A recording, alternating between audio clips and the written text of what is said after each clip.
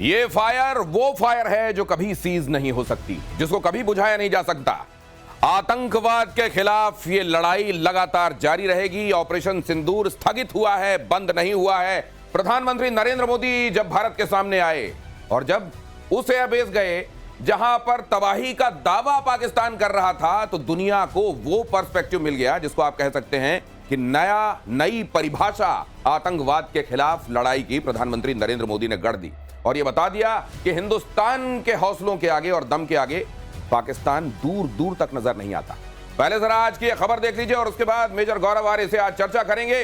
आदमपुर से पाकिस्तान को प्रधानमंत्री नरेंद्र मोदी का मैसेज, आतंक के खिलाफ लक्ष्मण रेखा स्पष्ट, टेरर हुआ तो भारत पक्का जवाब देगा। ऑपरेशन सिंदूर भारत का न्यू नॉर्मल, कहा प्रधानमंत्री ने। आतंक के विरुद्ध भारत की लक्ष्मण रेखा अब एकदम स्पष्ट है। अब फिर कोई टेरर अटैक हुआ तो भारत जवाब देगा, पक्का जवाब देगा। और अब तो ऑपरेशन सिंदूर भारत का न्यू नॉर्मल है। और आतंक के खिलाफ एक्शन पर प्रधानमंत्री नरेंद्र मोदी के 3 सूत्र, शत्रु के खिलाफ अब 3 सूत्र तय हो गए हैं। आतंकी हमला हुआ तो अपनी शर्तों पर जवाब दिया जाएगा। न्यूक्लियर ब्लैकमेल नहीं सहेगा भारत। आतंकी आका और आतंक परस्त सरकारों में कोई भेद नहीं होगा, दोनों को एक तरीके से देखा जाएगा। मुझे याद आ रहा है मेजर गौरव आर्य से जब ये पहलगाम वाली घटना हुई थी और हम लोगों ने ये चर्चा शुरू की थी, मेजर गौरव आर्य ने एक बात स्पष्ट कही थी कि प्रधानमंत्री नरेंद्र मोदी जी को एड्रेस करते हुए उन्होंने कहा था कि नरेंद्र मोदी जी, इसी दिन के लिए सेना में हम भर्ती होते हैं, यही वो वक्त है, हमको आज्ञा दीजिए, हमको मौका दीजिए और एक बार पाकिस्तान को बताने दीजिए कि उसकी औकात क्या है और हिंदुस्तान की हैसियत क्या है। और मेजर गौरव आर्य जी, ये हुआ, आपकी तो मुराद पूरी हुई जी। मैं ये जानना चाहता हूं कि ये प्रधानमंत्री नरेंद्र मोदी, बीच में कई तरह की बातें आई, ये सीज फायर क्यों हुआ, क्या हुआ, हम तो उधर आगे जा रहे थे, फिर बीच में क्या हुआ, क्या हमको यहां सीज फायर करना चाहिए, वगैरह वगैरह वगैरह। आपके दिमाग में ये जो बातें कल प्रधानमंत्री नरेंद्र मोदी ने आज आदमपुर में जो कहीं, अंडरलाइन करने वाली बात आपको क्या लगी? देखिए, मुझे ऐसा लगता है कि जो उन्होंने बोला ना कि न्यू नॉर्मल हो गया है, और उन्होंने ये बताया कि साहब देखिए, अगर आप हमला करेंगे फिर किस प्रकार से रिटेलिएट करना है, कब करना है, ये उन्होंने क्लियर कर दिया। और ये जो एयरबेस है आदमपुर का, इधर जाने का सबसे बड़ा जो महत्वपूर्ण मैं समझता हूं कि पाकिस्तान ने प्रोपेगेंडा करा था कि ये बेस हमने पूरा बर्बाद कर दिया और S-400 हमने बर्बाद कर दिया। और प्रधानमंत्री जी की बहुत खूबसूरत एक शानदार फोटोग्राफ आई, पीछे S-400 खड़ा हुआ था और वहां पे सारे फाइटर जेट्स थे और वहां पे वो संबोधन कर रहे थे। तो मुझे ऐसा लगता है कि बहुत बढ़िया इनकी तगड़ी विजिट रही है। जहां तक आपका सवाल है कि साहब आपने उस दिन बोला था और आपकी मुराद पूरी हो गई, डेफिनेटली पाकिस्तान को जितने भी फाइटर जेट्स के हमारे हार्ड पॉइंट्स थे, जितने भी जेट्स थे और जितने भी हार्ड पॉइंट्स थे, मुझे लगता है इन्होंने जो करना था एक्सपेरिमेंट सारा का सारा पाकिस्तान पे करा है, सारा का सारा, कुछ कसर नहीं छोड़ी कि ये वाला नहीं चला तो ये वाला नहीं चला। उन्होंने बोला सब चलाओ एक बार। और एक बात और समझ लीजिए कि भारत अभी तो उतना बता भी नहीं रहा है, क्योंकि भारत को बड़का मारने की आदत नहीं है, बड़े बड़े बोल बोलने की आदत नहीं है। भारत ने जितना मारा है असल में उससे कम ही बताया है, और उसकी वजह 2 हैं। एक तो हमारा चरित्र ऐसा नहीं है कि हम इस तरह की बातों को बड़ा बढ़ चढ़ कर बताएं। हमारी भुजाओं की ताकत अपने आप में इस बयान का इसको जोर जोर से बताती है कि हमने किया क्या है। आज वहां से जो तस्वीरें आ रही हैं अलग अलग जगहों से, पाकिस्तानी खुद जो तस्वीरें भेज रहे हैं उनको देखकर दुनिया को अंदाजा हो रहा है। लेकिन अभिजीत अय्यर मित्रा हमारे साथ जुड़ रहे हैं। ये अभिजीत जी, इसका सिग्निफिकेंस, स्ट्रैटेजिक सिग्निफिकेंस दुनिया में परिभाषाओं के हिसाब से, क्योंकि कुछ एक परिभाषाएं हैं जो दुनिया में काम करती हैं, डेफिनेशंस, भारत का ये न्यू नॉर्मल दुनिया के लिए क्या संदेश? देखिए, ये संदेश बहुत साफ साफ है कि आप हम पे अंतर्राष्ट्रीय दबाव नहीं डाल सकते हैं। कल जो प्रधानमंत्री ने स्पीच दिया था वो बस पाकिस्तान के लिए नहीं था, वो सबसे ज्यादा तो ट्रंप के लिए था, क्योंकि ट्रंप ही बोल रहे थे ना कि क्या हमने जबरदस्ती डील करवाया, ट्रेड का धमकी दिया। तो प्रधानमंत्री ने क्या बोला? Trade and terror can not go together.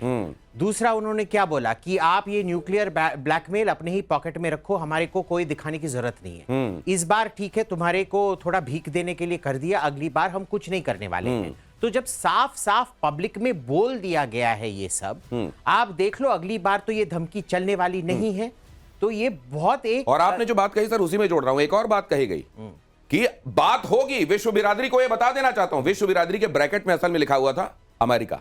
विश्व बिरादरी को यह बता देना चाहता हूं, कश्मीर में मध्यस्थता की बात कर रहे थे ना, कि बात तो होगी लेकिन पाक ऑक्यूपाइड कश्मीर पर होगी सिर्फ। आगे खबर देख लीजिए, उसके बाद आपके पास आता हूं। न्यूक्लियर ब्लैकमेल पर प्रधानमंत्री नरेंद्र मोदी का बड़ा बयान। एटमी ब्लैकमेल की धमकी हवा हो गई है धमकी, आकाश से पाताल तक एक ही आवाज, भारत माता की जय। प्रधानमंत्री नरेंद्र मोदी ने कहा कि आज गगन भेदी आवाजें हैं भारत माता की जय। और ये ब्लैकमेल जो है इसकी हवा निकल गई।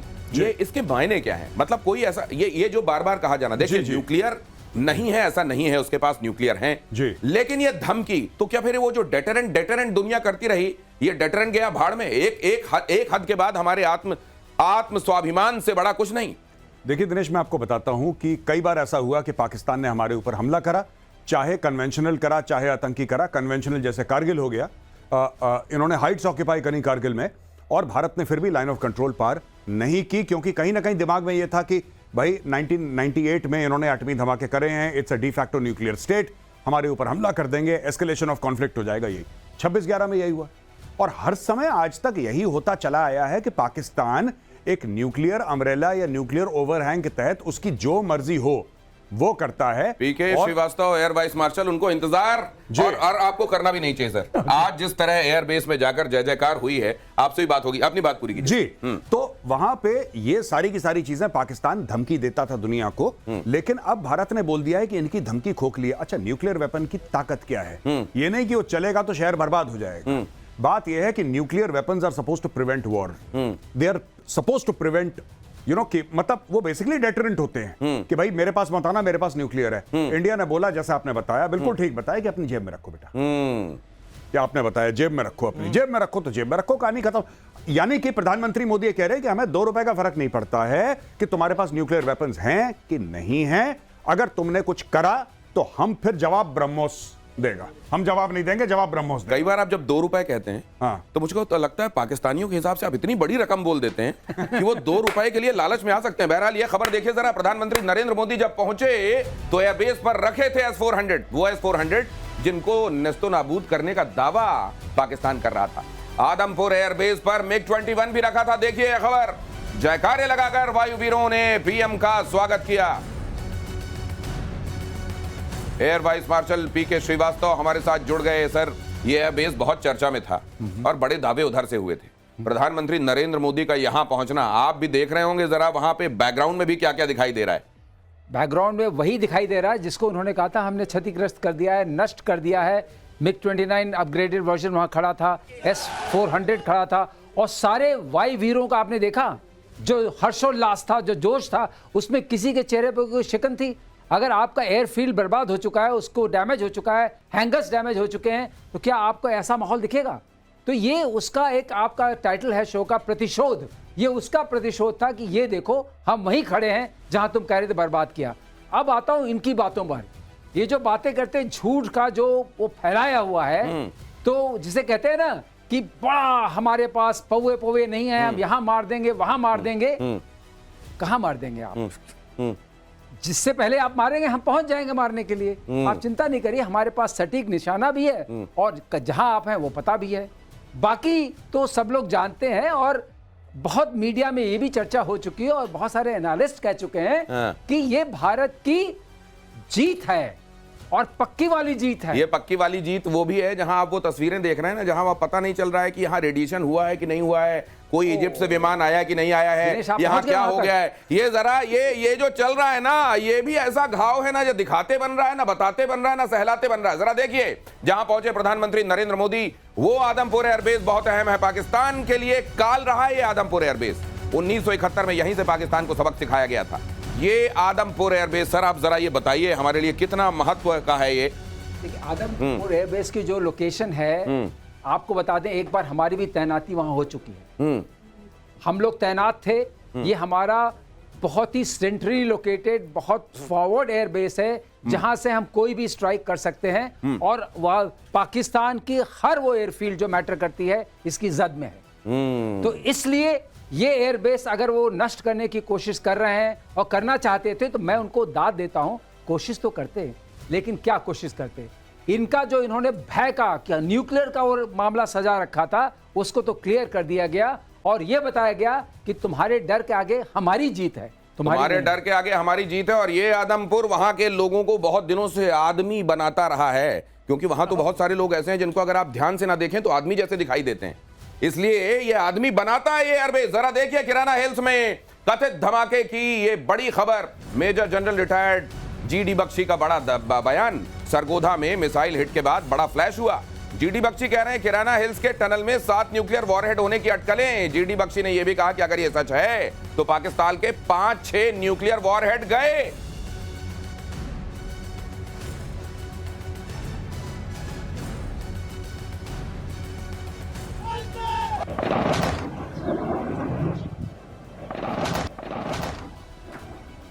ये वो तस्वीरें हैं जो मैं आपको दिखा रहा हूं, किराना हिल्स की ये वो तस्वीरें हैं। और जनरल बख्शी जो कह रहे हैं वो अगर सच है तो बात तो बहुत आगे निकल गई।